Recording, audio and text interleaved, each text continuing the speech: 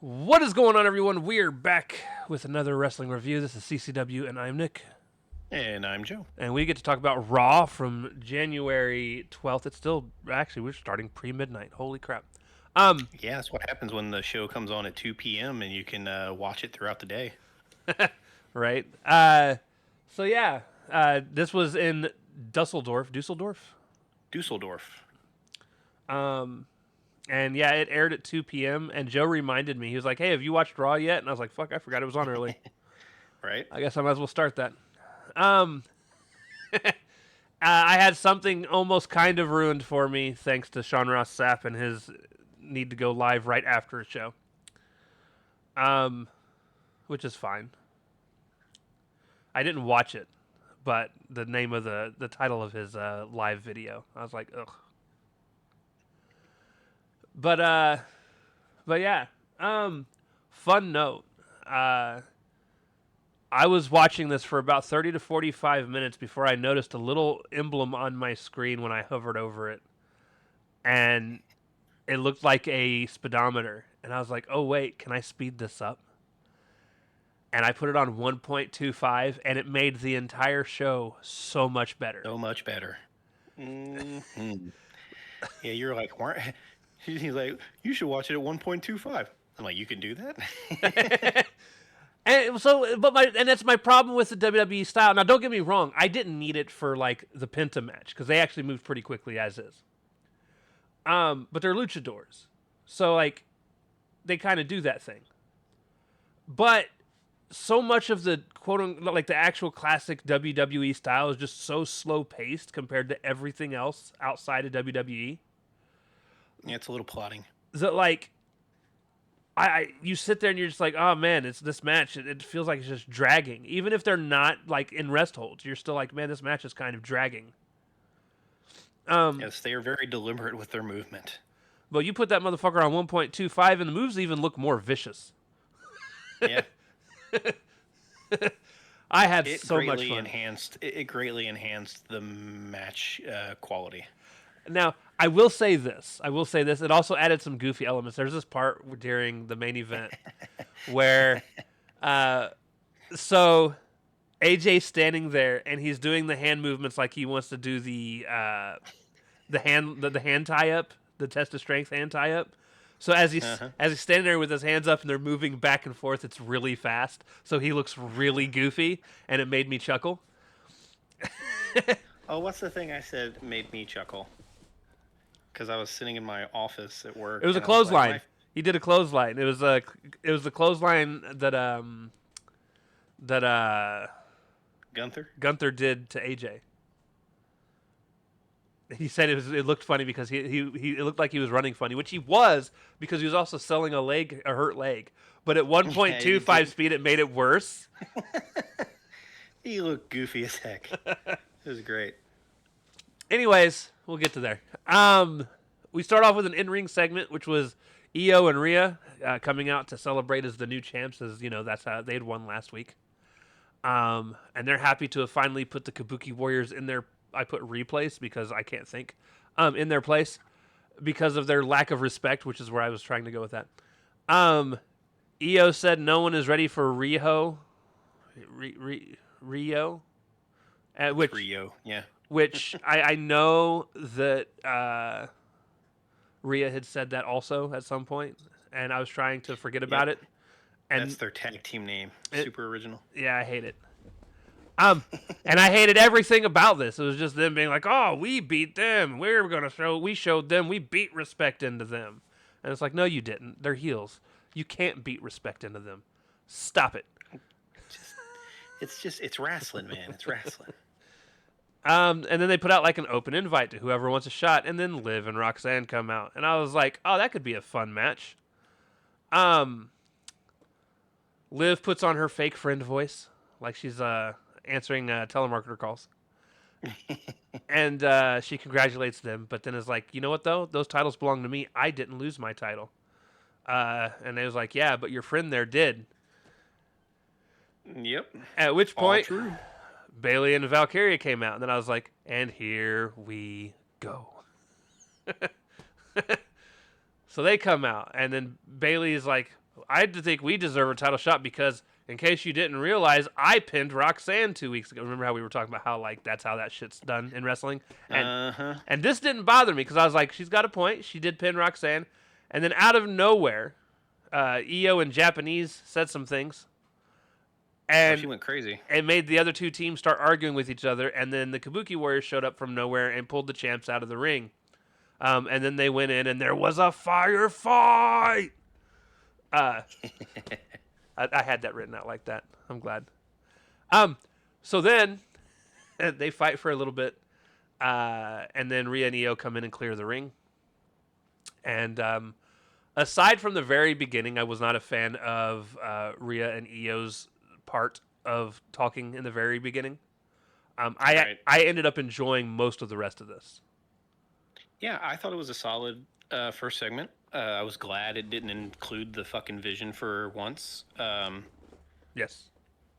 I mean, as soon as it started, though, you pretty much knew exactly where everything was going, but at least it was entertaining. Correct. You stopped talking sooner than I thought you did. All right. Yeah, sorry. Not very long-winded. So yeah, backstage, Jackie's with AJ Styles, and AJ's like, the business is about respect. He said that he's going to teach Gunther about respect, and then he said he's going to make Gunther tap out like a little bitch. Yep. Which he did. Nothing bad. But we'll get there.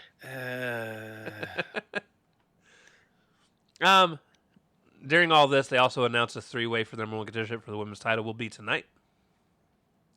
Yeah. And then 3-way triple threat tag. Finn is backstage playing a video game, and Liv's like, dude, you need to stop playing games and get your shit together. Like, yeah. You said you were going to... Raquel's getting her title. We're getting our titles. What title you getting? You said you're going to prop up Judgment Day all by yourself. Yeah. She's like, what the fuck are you doing? Not with any of the expletives. I add that in for spice. Right. And then we get match number 1, Javon Evans versus Bravo Americana, which ended up being way better than I had any expectation for. It was very clean. It was a good TV match. Listen, but I got to the end of the show and I forgot it even fucking existed. Listen, Tyler Americano. For any of you guys that don't know, it's Tyler Bate, and then Pete Dunne's the Rojo. So, but yeah, which was funny. So Bravo does the airplane spin and almost called him Tyler Bate because of it, and he wanted to. You could tell he was alluding to it. And he was like, I'm just not going to say it. Javon hits his OG cutter, which I do love, and he's really good at actually hitting it. I don't...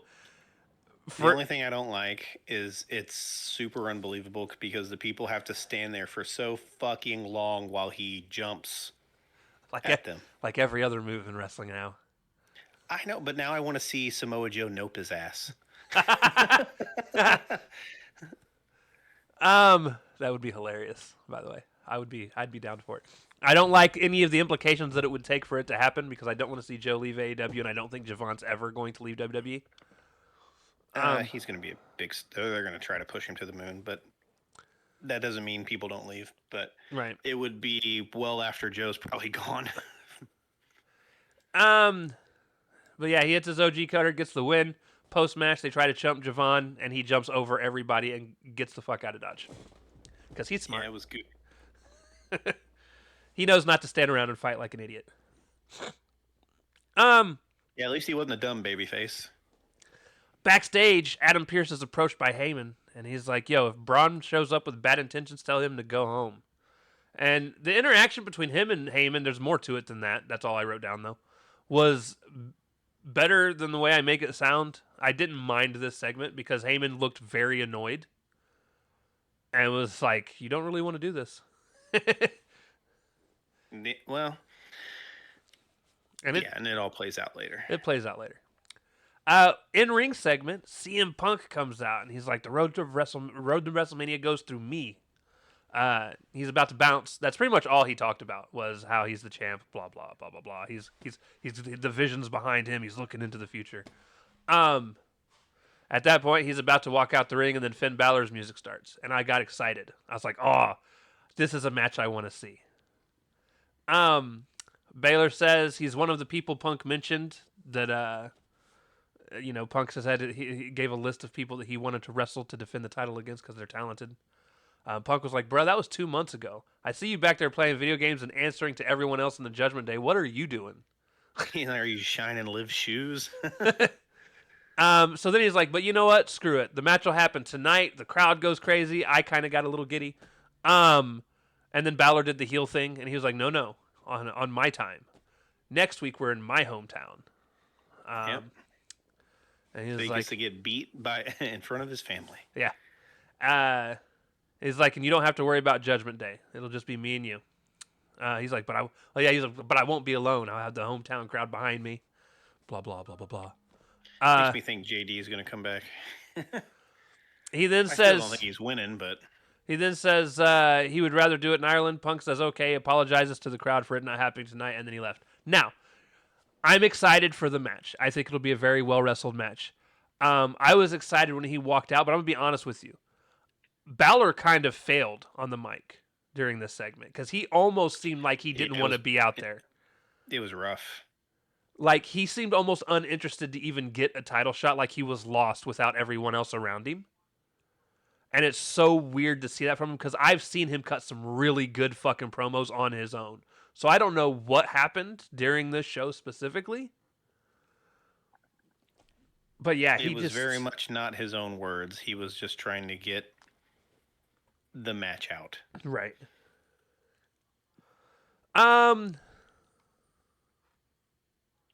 Match 2. WWE number 1 contendership match for the women's tag titles. Kabuki Warriors versus Bayley and Lyra Valkyria versus Judgment Day. And then this is where they announce Raw's on at 3 p.m. next week, so I get to watch it in 2.5 speed, or 1.25 speed. Let's go! I was going to say 2.25, it'd be like... oh, good. That's perfect. Yeah. They let Asuka hit a German on Bayley, who was holding on to Lyra, which, listen, it was clean. It ended up being clean, thankfully. But Asuka is not that type of wrestler. Like, she needs... No, she's not a powerhouse. That's more of a Rhea thing. Yes. I was not a fan. Like, again, it was clean, so it's not like it's the worst thing I'd seen. It's just not a spot for her. That's like a Raquel spot or a Rhea spot. Yeah. Someone that's more of a monster in the ring. And Asuka not known for her powerlifting. No. And throwing people around. Liv ends up hitting Oblivion on Kyrie, gets the 1-2-3. It actually ended up being a pretty well-wrestled match overall. Yeah, it was a good match. Nobody screwed up. I almost said fucked up there. I don't know why I'm holding myself back. It's never stopped us before. I know. Usually I'm throwing all kinds of them. But yeah, it was really good. It was especially because 3 people were in the ring at all times. Which is how these matches should always be, if I'm being honest. Oh, completely agree. One team just standing out on the apron with their thumb up their ass is always stupid. Because they're going to blind tag themselves in anyways. But it did, considering there were so many people in the ring, it led to another problem that I don't want to see start to happen if they continue to do matches like this. Everyone always tagged out at the same time. I think that was just for this match because it was like they would wrestle and really hard and really fast, and then they would all be famished, and then they would all tag their partner. But you're right, they did do it too many times. They did it twice. Once would have been enough, the very first one at the beginning. After that shit should have stopped. Yeah. And then I got mad because I was like, yeah, this match is going to happen at Saturday Night's main event. Yeah, Saturday night. And I was like, y'all should have did it next week so you could have the added storyline of could Judgment Day walk away with all the titles? How dare you try to book, okay? Like, it just makes sense to me. This guy knows what he's doing. Right. You'll see he does not. We've got to make sure we spread out. The Saturday night main event. Because this is what's going to happen, right? Obviously, we know Finn Balor's going to lose next week. So sure. He's gonna Well, he lose. should. If he wins, God, what the fuck? He's gonna lose, and then WWE just pulling the rug out behind, underneath both champions. listen. If he wins, I'm cheering because I'm gonna be like, yo, I didn't expect it, and that's the type of shit I would get excited for. Not that I think he should be champ over Punk. I'm just Right. saying it would be a surprise enough for me to be like, oh shit. That's some Vince Russo ass booking right there. But no, I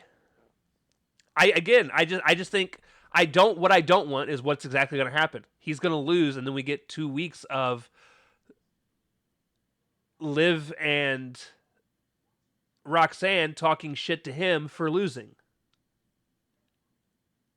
And then they'll finally have their match, and then they'll go on to lose, and then it'll finally be even ground. But it's just I don't know. I think them all losing on the same night would have been better. I agree, because then you could build up the tension between them all. Right. Becky Lynch is annoyed that Maxine gets a rematch. Me too. Don't worry. And Stevie Richards put out a video about how Maxine's not ready for the spot she's being put in. I've only seen about half of it, but it was pretty I haven't watched pretty it. good. Yeah, It's fine. It's whatever. We all are watching the same person wrestle, so. but yeah, she said she's gonna beat her in Belfast, which is also her hometown. And that's not just her saying it. That's ESPN saying it. And Bleacher Report. I wish she'd stop saying it. I do. Listen, I love Becky, but I need big time Bex back. I don't know what the fuck is going on here. Getting whiny heel Bex is who you're getting. Backstage, Jackie is talking to Maxine, who's with American Alpha, which is the first time we've seen them on TV in fucking months. Well, they've been in the background on some of her other stuff, and just kind of in the background on a lot of stuff, honestly. She said she's disappointed, yeah, but she proved that she belongs, and she wants American Alpha to do the same. So it's nice for them to put a little bit of shine on American Alpha. And she's going to break she thinks she's going to break Becky's ankle. Yeah, we'll see. Then we get an on-ramp segment where Michael Cole interviews Raquel Rodriguez, and Michael's like, yo, why you jump Stephanie for? He didn't say it like that, but that's... That would have been hilarious, though. And she's like, Yo, yo, Raquel. I'm mad people feel sorry for Steph. I've been screwed out of the title chances for a very long time. And it's like, Which is true. I don't think she got screwed. She got placed... It was a schmoz. She got placed behind Liv. Well... I think she's talking about fucking Nikki Bella she was talking herself into that. She was talking about dating as far back as NXT, though. She's like, you've watched me my whole career get screwed out of title chances. Which, to be fair, she did. Back in NXT, she wasn't that interesting. Well, and honestly, they were having her play a very vanilla character. A lot of her first year or two in the main roster, she wasn't very interesting. That's because she was still playing that same bland character. And then Stephanie's music hits. Steph comes out, and Stephanie Vaquer. As she comes out, Raquel goes to walk backstage. Steph is like, "Yo, I'm not gonna let this stop me." Blah blah blah blah blah. And then she's talking into the camera. All of a and sudden, gets jumped from behind. Yeah, she gets jumped from behind, and we get another round 3 of Raquel jumping Steph. And here's the thing, I'm about over it. Yeah. They need to wrestle, or Steph needs to stay off TV to let her quote-unquote ankle heal. I don't think it's a real injury, because... Well, they showed it on... there was a social media post by Stephanie of a very bruised ankle. No. Makeup can do that. Yes, but I don't think it was makeup, given how swollen it is. But you could also just look up twisted ankle and get many results. Right. But they're playing it up. But I mean, something needs to happen, and they just need to get the fuck over this. Like, if you're gonna put the title on Raquel, cool, put the title on Raquel. Right. Either push her to the moon, or let's get past this. Yeah. Although clearly a TV feud. Listen, I still very much though enjoy the beatdowns because Raquel needs to be getting pushed. So. Oh, absolutely. I'm happy it's happening. Raquel is good. The fan in me is mad that it's happening. Pull the trigger, though. The fan in me is mad that it's happening to Stephanie Vecher. Right? Why couldn't this shit happen to Jade Cargill? Right. Beat her ass. Anyways. Backstage, Jay is talking to Jimmy. American Alpha comes in, and they want a title shot. And Jay is like, oh, come on, Oos. He's like, we're boys. I don't want to have to beat your ass in front of a bunch of people. Yeah, pretty much is what he said. And Otis is like, I'm serious, in his very Otis-y way. And Jay's like, all right, you are serious. Let me talk to Jimmy. But here's your warning. We are the best tag team ever. And then that was kind of it. And I was like, no bad feelings, Oos. I really hope we get this match. Listen, there's also a part of me that really hopes American Alpha wins and we see fucking Jay spiral even more. You are booking some crazy shit. You are booking... you are the living embodiment of fucking Vince Russo. You can tell I grew up in the Attitude Era, all right? Listen. We have been watching a lot of it. Hot potato, everything. Damn it, no, everything. Do not hot shot. Don't hot shot like that. I'm all about some hot shotting. I'm tired of these 3 to 4 month title reigns. Fuck that. Now, I will say I am tired of that, and you should have a title change hands on regular TV every now and again. And whether it's the mid card title, whether it's the main title, should change hands on TV once a year. Now, to be fair though, my main reason for this specifically, for the tag titles, is I am a big Otis fan. I love Otis. Otis is great. He's funny. He's athletic. He's a good, strong man. Oh, yeah. Now, I'm not a Tozawa fan. He's funny in that he fits well with Otis and their goofy thing that they've got going on. I'm just bummed that like Otis has just been relegated to pure just comedy wrestling. Yeah. You're right. However, it's not going to stop, and they're not going to win, so it's all good. No, but a good showing will do a lot for them. Because both can wrestle, even Tozawa, but Tozawa just... I don't know, he just doesn't fit in there. No. Match 3, Dragon Lee and Penta versus The Vision, and this is where I discovered 1.25 speed. Oh, God, this was probably crazy. I didn't discover it until after this. It was about halfway through the match when I discovered it. So I got to see most of the match as normal. But towards the end of the match, everything was going perfectly fine. Breaker comes in and interferes and spears a couple people. And, dude, let me tell you, Breaker doing that spear at 1.25 speed is insane. Right. Because he already runs really quick. And he came from the aisleway, and I want you guys to understand something. It happened so quick, I was confused.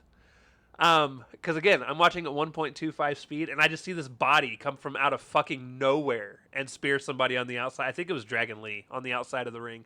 And I was like, oh, my God. It was indeed Dragon Lee.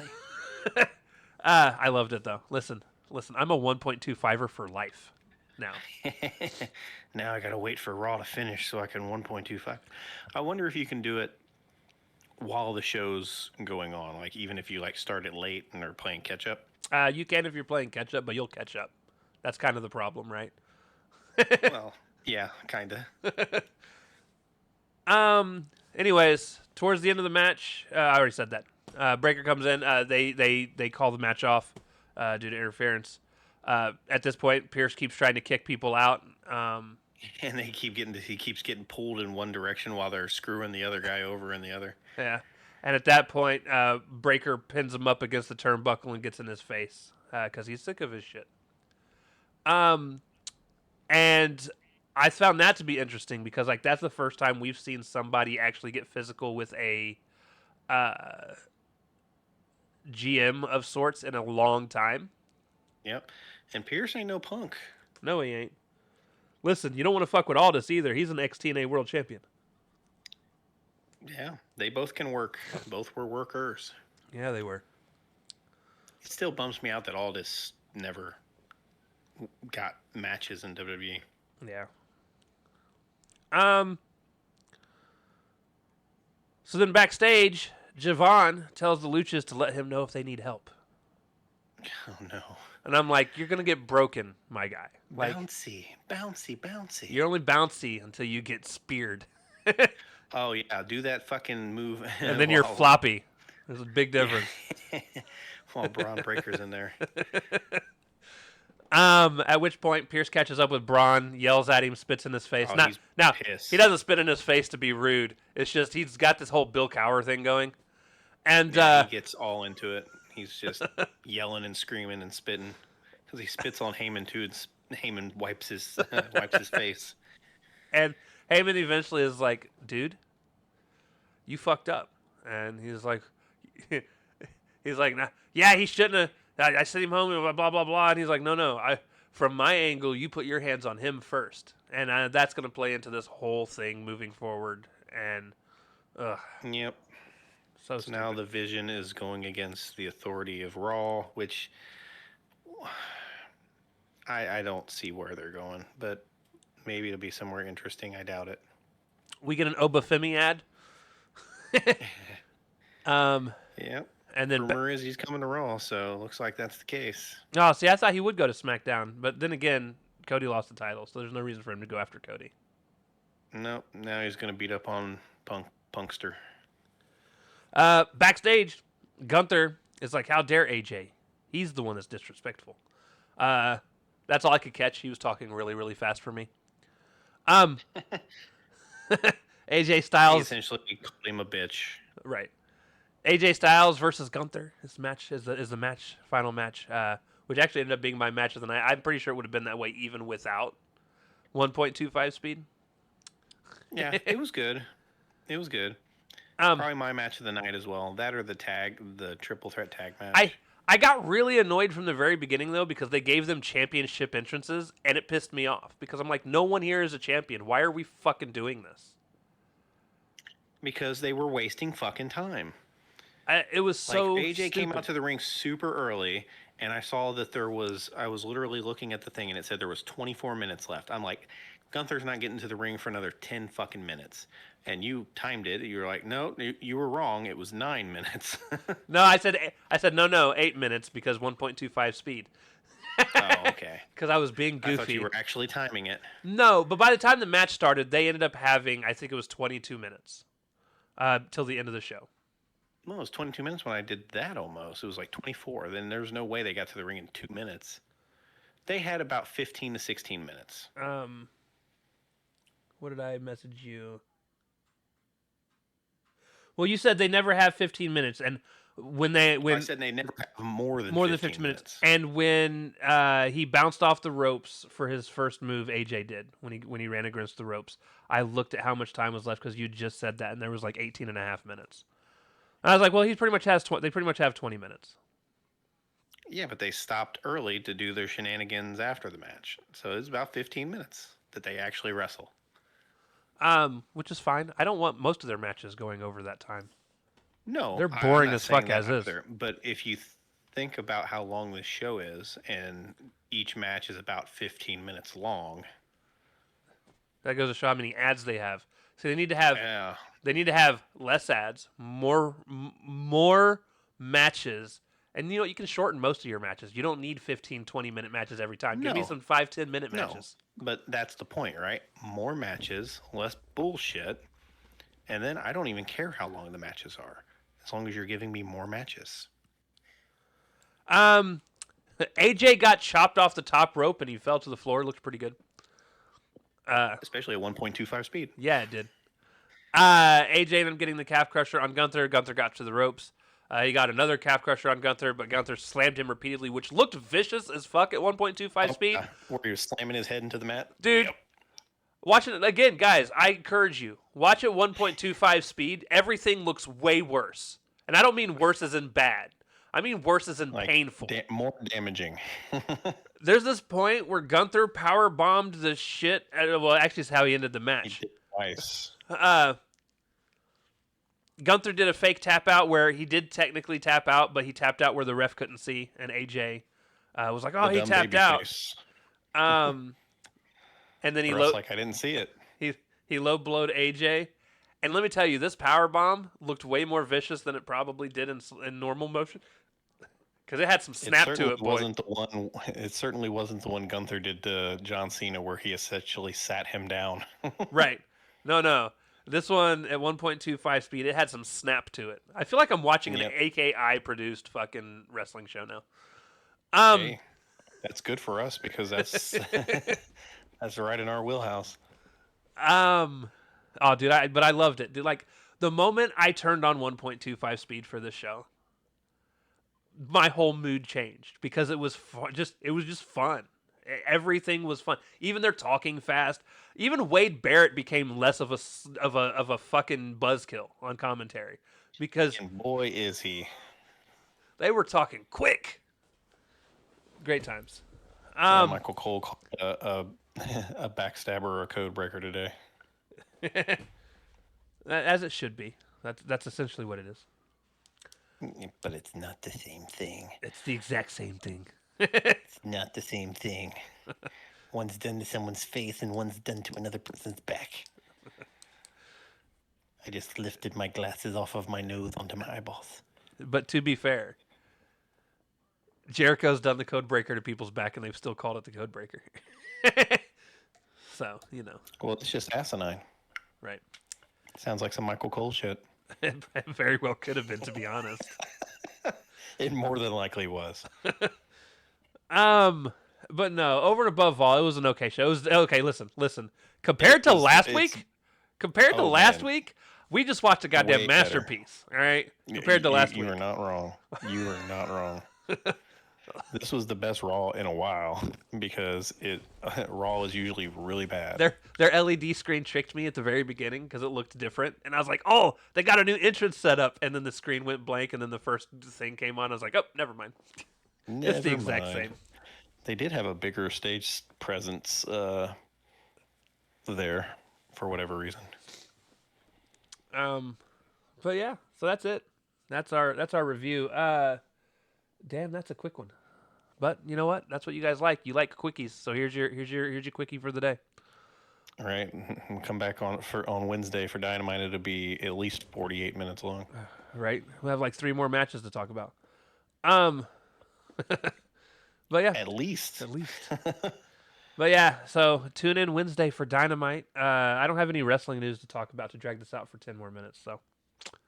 No, but like, comment, subscribe. Yeah, do all the things y'all should be doing anyways. And we'll see you next time. Deuces. Later.